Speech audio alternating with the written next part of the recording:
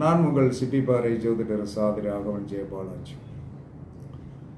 கிரகங்களின் பலவீனத்தை போக்கக்கூடிய சக்தி எங்கே இருக்கிறது?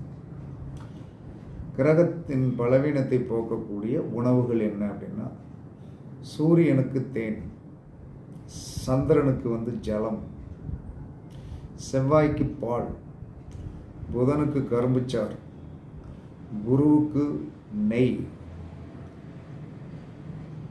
சுக்கிரனுக்கு தயிர், சனிக்கு இளநீர், ராகுவுக்கு என்ன சொன்னான்னா கொஞ்சம் சரியாக தெரியல. ராகு கேதுகளுக்கு என்ன சொல்கிறான்னா நாளைக்கு சொல்கிறேன்.